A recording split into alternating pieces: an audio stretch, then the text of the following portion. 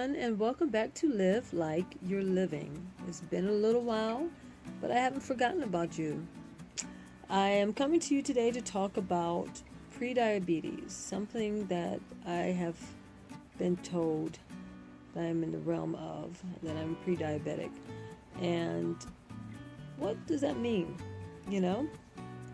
At first I was just like, do I have to take medicine or anything like that? Nope, I don't. And I'm very thankful about that. So being pre-diabetic, it does not necessarily mean that I'll get diabetes, only that I have a higher risk of getting diabetes versus someone who does not have pre-diabetes. I have been told that it can be reversed, or at least paused, or something, you know what I mean, that I could change this by diet and exercise. One thing that I was told to keep an eye on, or to try to pay attention to, is if I develop symptoms that may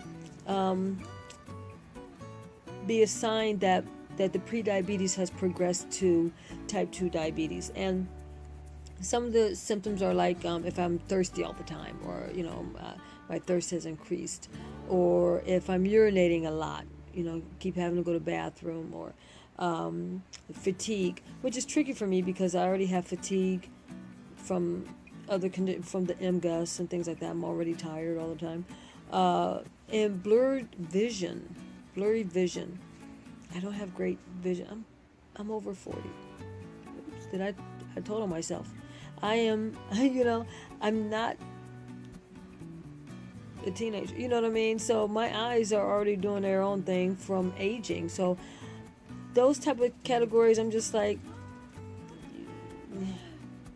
so you just keep on, trying to improve your diet, your exercise, etc.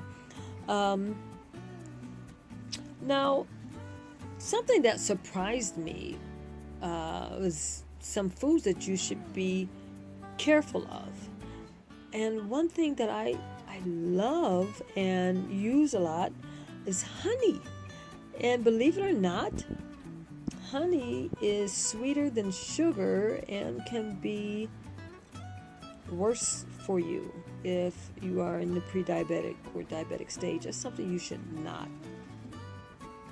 have a lot of, or maybe very rarely to none, because it can raise your blood sugar.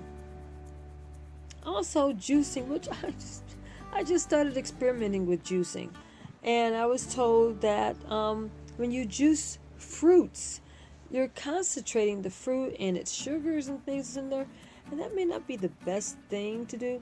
Now, they said I could juice vegetables, but just don't juice a lot of fruits, because you can't really limit how many fruits you're intaking. Like if you put in 2 apples and a handful of grapes and all this whatever, and oranges and stuff like that, you're getting a heck of a lot of sugars from, imagine eating 2 apples, eating an orange, eating it, so I was told that it's better to have smoothies, because you're getting the whole fruit, and even still not to do too much of that, just in moderation. Stay away from fast foods. Well, we already knew that, fast foods are bad, and even though some things can taste good, they're bad for you. My addiction, and I mentioned it before, I love chocolate. I am trying my best to wean myself from my chocolate, and it's been a struggle, but I can do it. Excuse me. I always talk to you guys right before I go to bed, and I'm so sorry. You always catch me when I'm in my sleepy time. Last thing, try to stay away from foods that are high in calories and fats and added sugars. Now I turn the packages over and I read the contents and see, if it's zero sugar, if it's added sugar, if the sugar is like crazy, stay away from pop. Stop drinking soda. You know, exercise. I started taking the stairs at work instead of the elevator. I try to make, some adjustments to my life, and they don't have to be crazy drastic things. It's not like I'm running 5 miles a day or anything like that, but just making an effort. You can make an effort to try to turn this situation around, and that's what I'm trying to do right now. My diet has changed. I try to eat more vegetables. I used to eat a lot of fried foods because I'm guilty of enjoying fried foods a lot. But I have honestly put my frying away, and the frying pans and the deep fryers, all that is, I'm done for right now. And not saying that I would never ever eat fried foods again, but they can't be a part of my daily or every other day, maybe at the most once a week. And I'll be very proud of myself if I can make it to either once every 2 weeks, to even eventually being once a month, to maybe every now and then, not so often.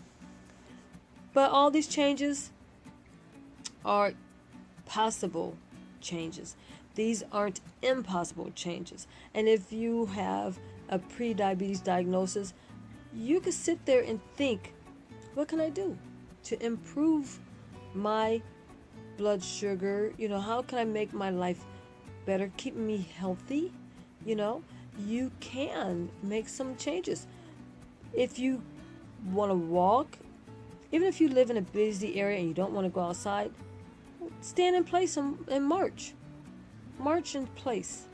There's a lot of things you can do. I like to line dance. So I'll play a video with, a couple of line dances, dance through those songs, do the whole thing straight through. That's my cardio, and it has worked for me. And I can't wait till I go back to check and see where my numbers are. And I'm praying and hoping that what I'm doing will make a difference. I'll let you guys know. In the meantime, please do me a favor. Like, share, and subscribe. Please subscribe. I would be so touched if you did. And also, I want you guys to never forget to be like me and to live like you're living. Have a good one. Bye-bye.